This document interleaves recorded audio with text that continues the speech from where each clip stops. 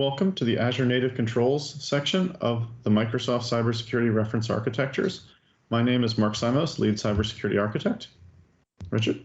Hey, I'm Richard Diver. I work in the security partner development team. I'm a technical business development manager, so I get to work with some of our top security talent, and looking forward to talking to you about this, Mark. Cool. So yeah, one of the questions that we get from customers a lot, they hear about native security controls and they're like, so what exactly does Azure have built into it? And, and the interesting aspect of it that customers often don't know to ask is like, how do these actually apply to third-party clouds as well, like AWS and GCP? So, for the most part, many of these capabilities actually do apply there. So we'll kind of comment and notate as we go through. So when we look at answering this question, we don't want to just look at, hey, this is the stuff that literally is on Azure, the storage accounts and networks and all that. That is absolutely a very important part of it. But there's also how you access that. That includes the interfaces and the portals in the CI/CD pipelines and the command line interfaces. Also includes the accounts that you use to access it, because if the adversary gets control of those, they can do some damage to your Azure and AWS GCP resources. As is true of the workstations as well, and of course the people.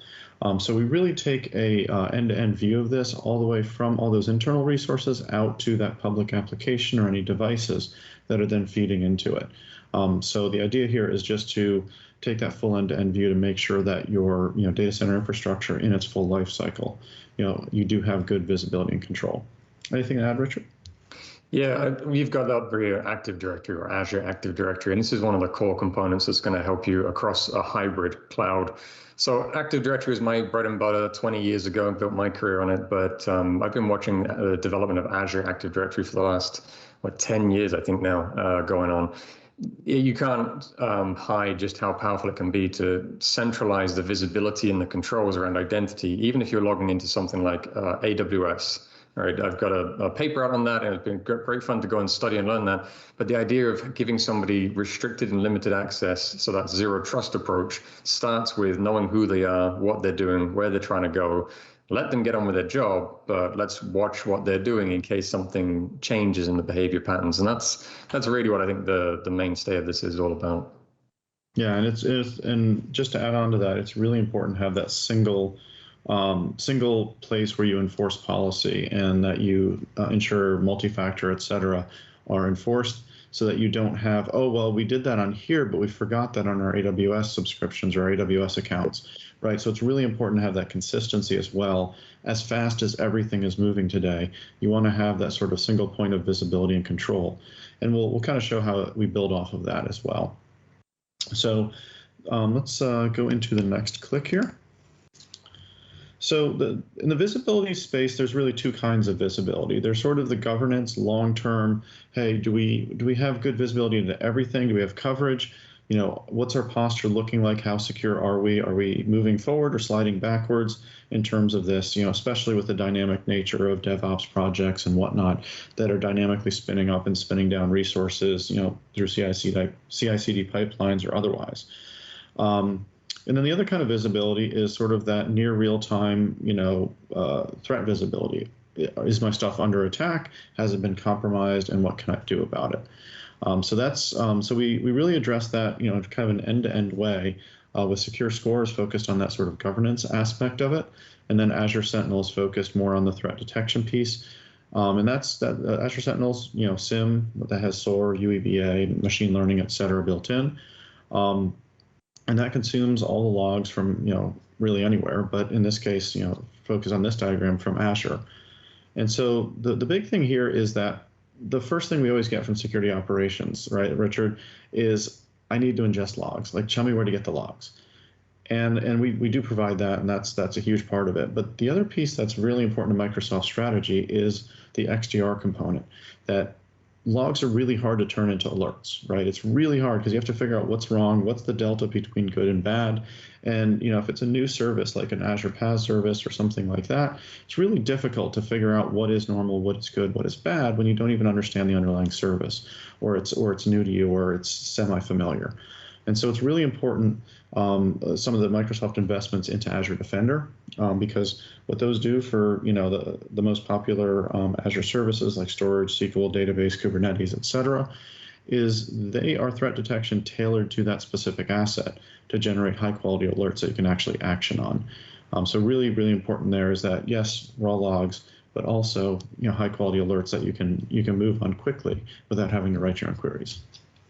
Right, and when we see that Azure Sentinel came out into the marketplace around about the same time that XDR was really taking off, what I advise partners on when I'm explaining to them about how to look at positioning something like an Azure Sentinel as a replacement or a side-by-side of another SIEM is the SIEM isn't what it used to be. It's changing its landscape. One, this is a cloud-based SIEM, which means we scale up and down.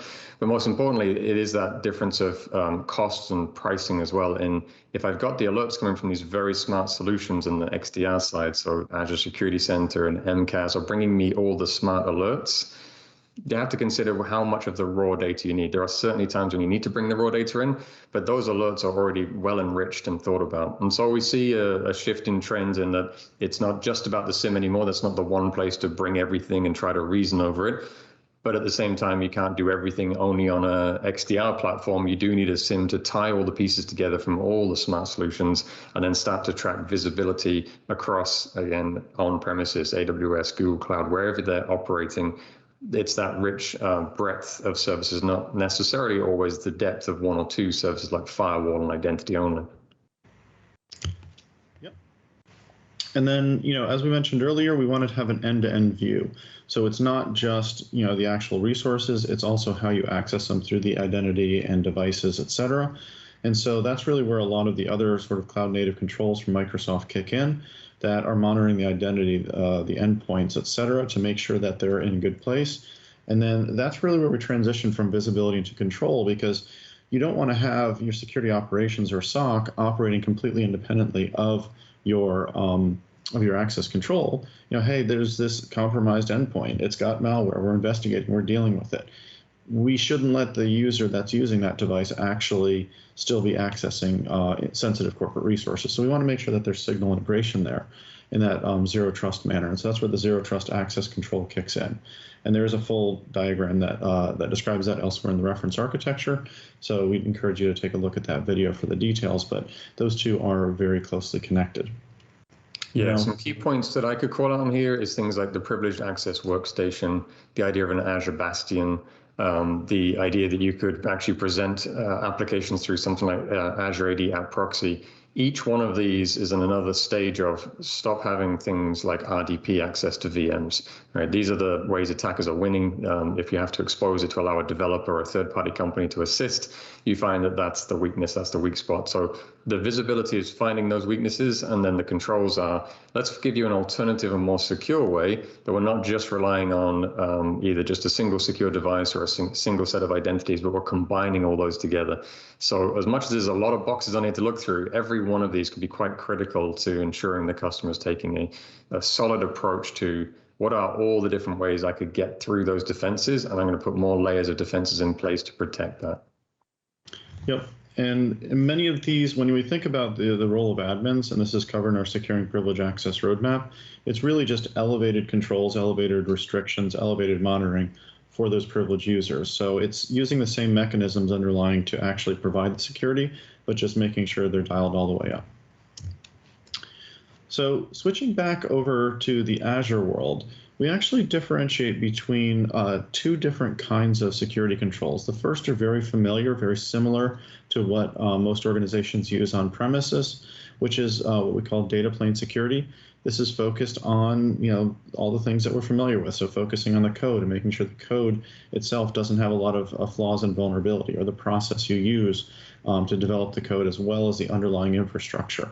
So GitHub Advanced Security, Azure DevOps Security both provide significant security capabilities in there. Your firewalls and for your kind of macro segmentation, as it were, where you're making sure your egress points and your internet edge are in a good place. Encryption and key vault for the data and the key management there. And of course, within the application, the role-based access control. There's also the opportunity to do network segmentation microsegmentation within Azure using network security groups or app security groups to complement them.